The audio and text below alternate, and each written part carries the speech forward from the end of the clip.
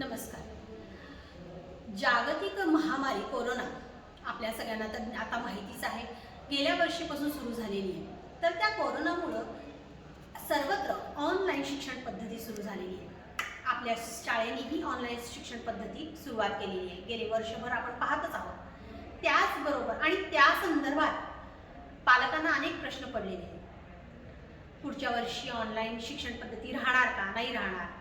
त्याचबरोबर या नवीन शैक्षणिक वर्षापासून आपण लीड स्कूल बरोबर पार्टनरशिप केलेली आहे.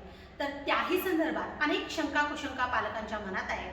तर विद्यानीस पालकांच्या वतीनं आपल्याला प्रश्न विचारतील आणि शाळेच्या वतीनं त्या सर्व प्रश्नांची उत्तर देण्याचा मी प्रयत्न करत आहे. पुढच्या वर्षी ऑफलाईन शाळा सुरू होणार आहे का? ऑफलाईन शाळा सुरू होणार का हे काही मी आत्ता सांगू शकत नाही, पण 5 एप्रिलपासून आपली ऑनलाईन शाळा ही नेहमीप्रमाणे सुरू होणार आहे. 1 मे पासून आपल्याला सुट्टी असेल आणि 1 जून पासून पुन्हा ऑनलाईन शाळा सुरू होईल. जर का गव्हर्नमेंटचा निर्णय बदलला, गव्हर्नमेंटचा आदेश आला, तर आपण रेडी आहोत. आपण ऑफलाईन शाळा 1 जून पासून जर का गव्हर्नमेंटचा आदेश आला तर सुरू करूयात. त्यांच्या आदेशाचीच आपण वाट पाहत आहोत. जेव्हा ते सांगतील तेव्हा आपण ऑफलाईन पद्धतीने शाळा सुरू करायला तयार आहोत. ओके. लीड म्हणजे काय? हा तर सर्व पालकांना पडलेला महत्त्वाचा प्रश्न आहे. मागच्या वर्षीपर्यंत कॅम्ब्रिज बरोबर आपली लर्निंग पार्टनरशिप होती. म्हणजे काय, तर कॅम्ब्रिजची पुस्तकं आपण वापरत होतो. तर या वर्षीपासून कॅम्ब्रिजची पुस्तकं न वापरता आपण लीड बरोबर पार्टनरशिप केल्यामुळे लीडची संपूर्ण पुस्तकं म्हणजे लीडचा संपूर्ण पुस्तकांचा संच आणि त्यांचं जे अभ्यासक्रम आहे तो आपण वापरणार आहोत. या कोरोनाच्या काळामध्ये अभ्यासक्रम बदलायची खरंच गरज आहे का? बरोबर आहे. आत्ताची परिस्थिती अत्यंत कठीण आहे. कोरोनामुळे सगळ्यांच्या मनामध्ये साशंकतेचं वातावरण, भीतीचं वातावरण सगळीकडे निर्माण झालेलं आहे. पण खरं तर कोरोनाच्या परिस्थितीमुळेच ही आपल्याला गरज शिक्षणाच्या बदलाची निर्माण झालेली आहे. ते कसं काय? हां, अगदी बरोबर. कोरोनाच्या काळात आपण ऑनलाईन शिक्षण पद्धतीला सुरुवात केली. आपल्याला असं वाटतं की थोड्याच दिवसात सगळं पूर्वीसारखं नॉर्मल होईल. बरोबर आहे तुमचं, नॉर्मल होईल, पण अगदी पूर्वीसारखं नाही. आपण अनेक नवनवीन गोष्टी शिकलो. शिक्षक, मुले सगळेच जण ऑनलाईन शिक्षण शिकत आहे.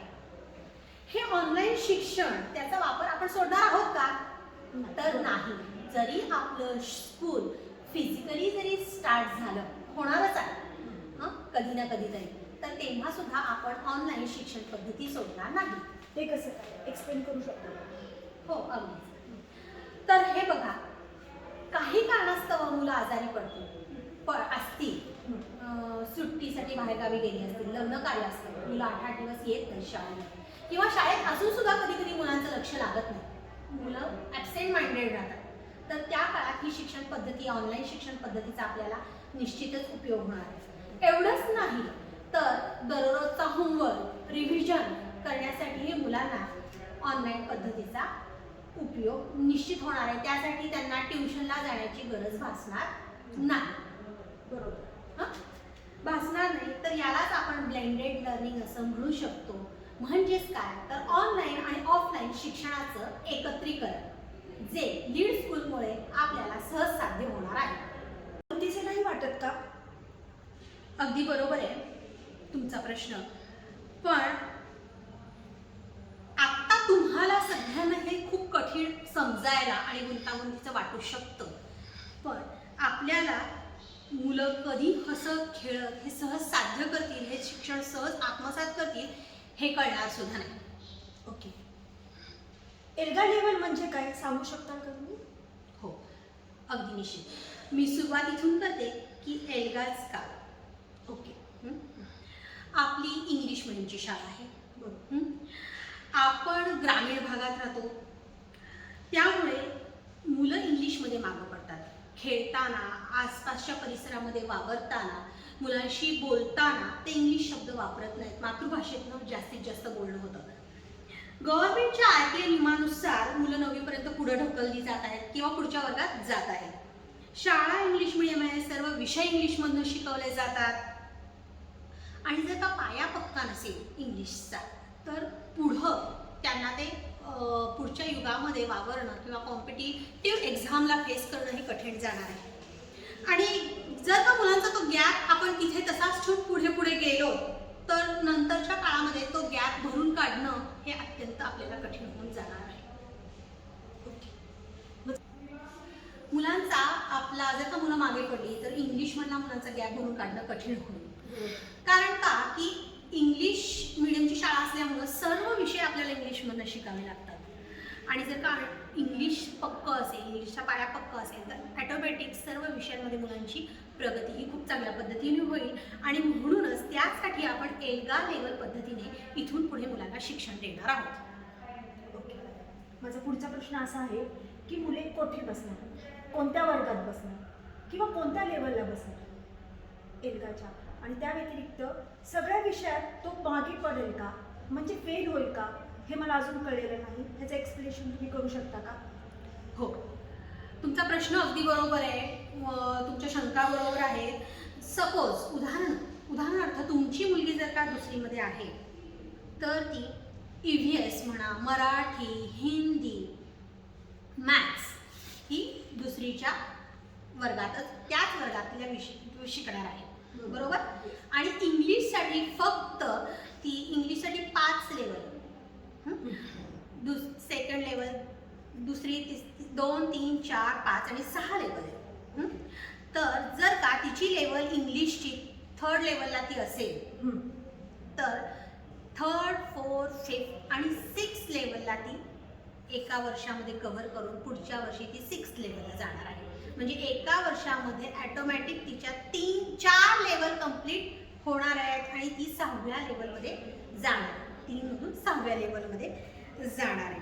आणि त्यासाठी वर्षाच्या सुरुवातीला सर्व मुलांची एक टेस्ट घेतली जाणार आहे आणि त्या टेस्टमध्ये त्यांची कोणती लेवल आहे हे आपल्याला समजेल आणि त्यानुसार पुढचं शिक्षण सर्व मुलांचं कव्हर होईल. आणि 8वी पर्यंत सर्व मुलांच्या 21 लेवल पूर्ण करून घेण्याची जबाबदारी ही आमची राहील. माझा पुढचा प्रश्न असा आहे की हे CCS म्हणजे काय आणि त्यामुळे कम्प्युटर बंद होईल का? CCS म्हणजे कोडिंग. तुम्ही व्हाईट हॅट ज्युनियर अशा ॲडव्हर्टाइजमेंट बघितल्याच असतील, हो की. आता सध्याच्या काळात त्या ॲडव्हर्टाइजमेंट आपण सर्रास बघतो. किती महाग असतात हे कोर्स, बरोबर. 6 महिन्यासाठी 35,000 ते जवळजवळ 3.5 लाखापर्यंत त्याची फी असते, हो की नाही. तर आजच्या जगात आणि ही काळाची गरज आहे, बरोबर. आणि जसं आजच्या जगामध्ये कॉम्प्युटर नॉलेज अत्यंत आपल्याला आवश्यक आहे त्याचप्रमाणे आपल्या मुलांना हे ज्ञानसुद्धा आवश्यक आहे. आणि पालकांना ही फी भरणं मुलांसाठी हे शक्य होणार नाही किंवा त्यांना कदाचित ते खूप महाग वाटू शकेल. आणि जेव्हा आपली मुलं 10वी पास आउट होतील आपल्या शैक्षणिक वर्षामध्ये आपल्या शाळेतनं, तर तेव्हा ते कोडिंगचं नॉलेज घेऊनच बाहेर पडतील. म्हणजे पालकांना त्यासाठी वेगळा खर्च करायची गरज पडणार नाही. आणि म्हणूनच काळाची गरज ओळखून आपल्या शाळेने अभ्यासक्रमामध्ये याचा समावेश केलेला आहे. त्याचबरोबर 2-3 वर्षामध्ये आपली मुलं छोटे छोटे ॲप म्हणा, वेबसाईट म्हणा स्वतः बनवू शकतील. आणि हे आधुनिक शिक्षण म्हणजे हे सर्व शिक्षण आज काळाची गरज बनलेलं आहे. आणि म्हणूनच आपल्या शाळेने अभ्यासक्रमामध्येच म्हणजे लहान वयापासूनच संपूर्ण अभ्यासक्रमामध्ये याचा समावेश केलेला आहे. तुम्ही खूप छान प्रकारे एक्सप्लेनेशन केलं. पण माझा नेक्स्ट क्वेश्चन असा आहे की 1ली-2रीच्या मुलांना हे समजेल का, हे निश्चित म्हणजे कळेल का त्या मुलांना? हो, अगदी निश्चितच. 1ली-2रीच्या मुलांचं वय लक्षात घेऊनच या अभ्यासक्रमाची निर्मिती केली गेलेली आहे. वय हे महत्त्वाचं आहे. आणि म्हणजे फॉर एक्झाम्पल मी तुम्हाला सांगते, लॉजिकल रिझनिंग आहे, सिक्वेन्सिंग आहे, अशा अनेक गोष्टी लहान मुलं शिकू शकतात याद्वारे. आणि तुम्हाला माहिती आहे 5वी आणि 8वीला गव्हर्नमेंटची स्कॉलरशिप असते. येस असतं. त्यामध्ये बुद्धिमत्ता चाचणी हा एक प्रकार आहे. तर त्या बुद्धिमत्ता चाचणीसाठी जे प्रश्न विचारले जातात ते प्रश्न याद्वारे मुलं अतिशय उत्तमरित्या सोडवू शकतात. म्हणजे लहानपणापासूनच त्यांना बुद्धिमत्ता चाचणीचे प्रश्न सोडवण्याची सवय लागणार. या अभ्यासक्रमानुसार. तसंच पुढे जाऊन कॉलेजमध्ये गेल्यानंतर 12वी च्या ज्या JEEच्या परीक्षा आहेत, CETच्या परीक्षा आहेत, पुढे PhDसाठीच्या ज्या एंट्रन्स एक्झाम मोठ्या मोठ्या द्याव्या लागतात, तर त्याच्यासाठी सुद्धा आपल्याला या अभ्यासक्रमाचा उपयोग होणार आहे. माझा पुढचा प्रश्न असा आहे की सगळ्यात महत्त्वाचा प्रश्न, जर आपण लीडची पुस्तकं वापरणार आहोत तर त्याची किंमत एवढी का आहे? हो, सगळ्या पालकांना पडलेला सगळ्यात महत्त्वाचा हो. प्रश्न. हो, ही पुस्तकांची किंमत नाहीये, तर संपूर्ण हा अभ्यासक्रम आहे. म्हणजे कसं CCE आणि एल्गाचा संपूर्ण अभ्यासक्रम, त्यांची ऑनलाईन ऑफलाईन मध्ये जे आपण शिकणार आहोत, रोजचे व्हिडिओज म्हणा, क्विझेस म्हणा, त्याच्यानंतर मल्टिपल असेसमेंट, प्रॅक्टिस असेसमेंट जे आपल्याला मिळणार आहे, तर त्या सगळ्यांचं एकत्रीकरण, संपूर्ण अभ्यासक्रम ऑनलाईन आणि ऑफलाईन यांची ही एकत्रित किंमत आहे आणि म्हणून ती आपल्याला थोडीशी जास्त वाटू शकते. ओके. बायजुसी ॲप, वेदांतू तसाच ऑनलाईन लर्निंगचा हा एक प्रकार आहे का? हो, अगदी बरोबर. ट्युशन आणि क्लासेस याच्या जागेवर आपण बायजूस ॲप घेतो, हो की नाही? घेतो, आणि बरोबर. या बायजूस ॲपची किंमत अगदी खूप आहे. बरोबर. म्हणजे सर्वसामान्य पालकांनाही परवडण्यासाठी नाहीये. तर त्या जागी आपण अभ्यासक्रमातच हे सगळं आपल्या मुलांसाठी ॲड केलेलं आहे, की ज्यामुळे मुलांना ट्युशन लावावी लागणार नाही, कुठलेही दुसरे ॲप घ्यावे लागणार नाही, अभ्यासक्रमामध्येच हे सगळं शिकवलं जाईल. तुम्ही फीच्या संदर्भात मला अजून एक सांगायचं महत्त्वाचं म्हणजे पालकांना पुस्तकांची फी जास्त वाटते, हो की वाटते.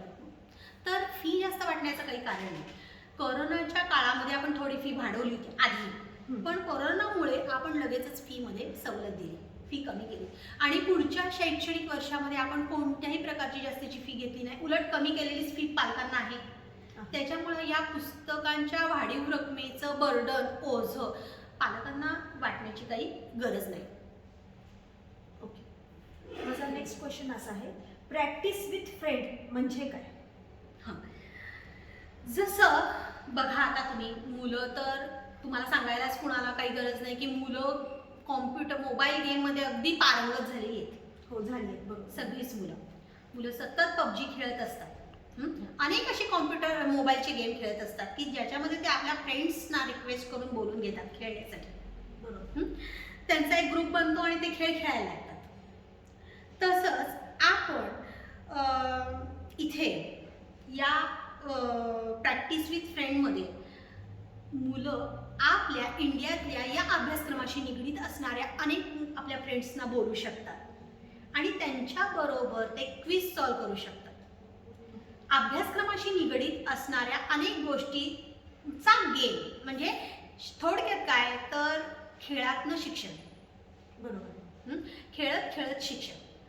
तर ते मोबाईलच्या माध्यमातून असं खेळू शकतात आणि आपण शिकत आहोत, कधी शिकत आहोत हे त्यांना कळणार पण नाही.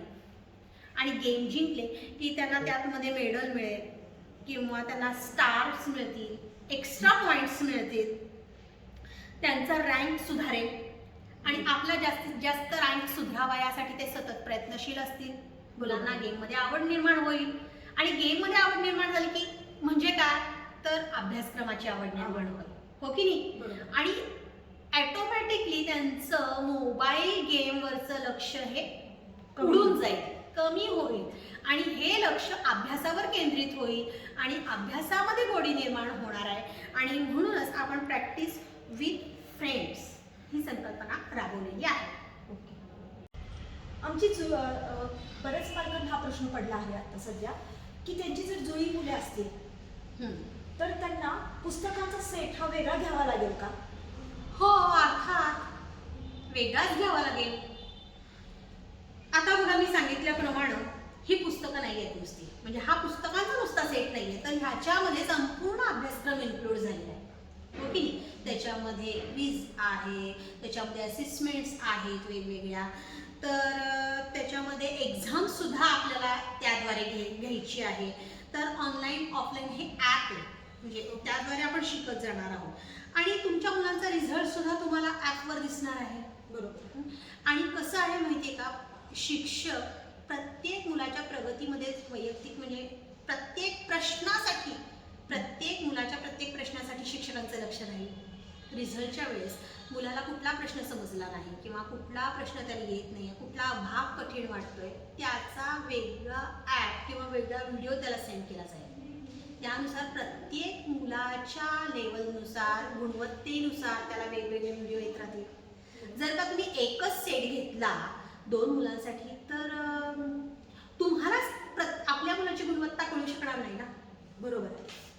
प्रत्येक मुलाची गुणवत्तेनुसार आपल्याला पुढे जायचंय, ती वाढवायची, तर त्याच्यासाठी प्रत्येक मुलाचा हा सेट वेगळा घ्यावाच लागेल। ओके, माझा पुढचा प्रश्न असा आहे की दरवर्षी पालक सेकंड हँड बुक्स घेतात। हो हो, जनरली आपण आता हिंदीचं हे घेणार आहे, तर माझा प्रश्न असा आहे की आपण पुढच्या वर्षी सेकंड हँड पुस्तके वापरू शकू का? नाही वापरू शकणार आपण। इथून पुढे आपण सेकंड हँड पुस्तके नाही वापरू शकणार, कारण मी पुन्हा एकदा सांगते, ही नुसता हा पुस्तकांचा सेट नाहीये, तर ह्यामध्ये संपूर्ण अभ्यासक्रम इन्क्लूड केलेला आहे। बरोबर। तर त्यामध्ये की वेगवेगळे ॲप आपल्याला मिळणार आहेत, वर्कशीट असणार आहे, असेसमेंट असणार आहे, क्विझेस असणार आहेत। तर जुना सेट आपल्याला वापरता येणार नाही, कारण जर का आपण पुस्तकच घेतली नाही तर आपल्याला हे सगळं ते कसं मिळेल?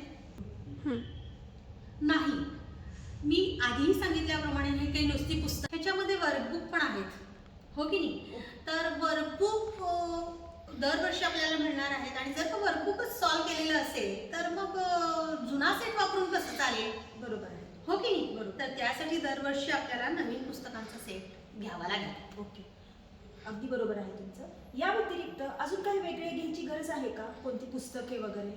नाही, तुम्हाला कोणतीही नवीन पुस्तकं घ्यायची गरज पडणार नाही।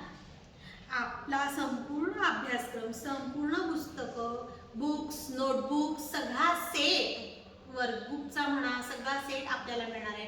त्या व्यतिरिक्त तुम्हाला काहीही घ्यावं लागणार नाही। फक्त मराठीचं एक गव्हर्नमेंटचं पुस्तक ज्याची किंमत हार्डली 20-25 रुपये असेल, तर ते एकच पुस्तक तुम्हाला घ्यावं लागेल। ओके, आता माझा शेवटचा आणि महत्त्वाचा प्रश्न म्हणजे काही पालकांकडे एकच मोबाईल असतो फक्त।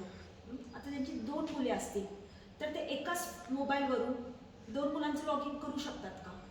हो, करू शकतात। तर नक्कीच ते करू शकतील। ॲपवर गर्ल आणि बॉईज अशी हे असेल, ओके, पिक्चर्स असतात, तर त्यावर क्लिक करून तर ते आपल्या मुलाचा मुलीचा अभ्यासक्रम कव्हर करून घेऊ शकतात। आजच्या या प्रश्नोत्तराद्वारे मी असं समजते, आम्ही असं समजतो की तुमच्या जास्तीत जास्त शंकांचं निरसन झालं असेल, आणि जरी तुम्हाला अनेक प्रश्न अजूनही तुमच्या मनात असतील तर तुम्ही आमच्याशी संपर्क साधा। आम्हाला क्लास टीचर्सना कधीही तुम्ही विचारू शकता। आम्ही मीटिंगही घेणार आहोत, त्या मीटिंगमध्ये तुम्ही प्रश्न विचारा, की जेणेकरून जास्तीत जास्त लोकांपर्यंत हे प्रश्नांची उत्तरं समजतील, म्हणजे अनेकांच्या मनात जे प्रश्न असतील त्याची उत्तरंही त्यांना सहजपणे मिळून जातील। तर तुम्हाला कोणत्याही वेळी कुठलाही प्रश्न मनात आला तर तुम्ही विचारू शकता। धन्यवाद।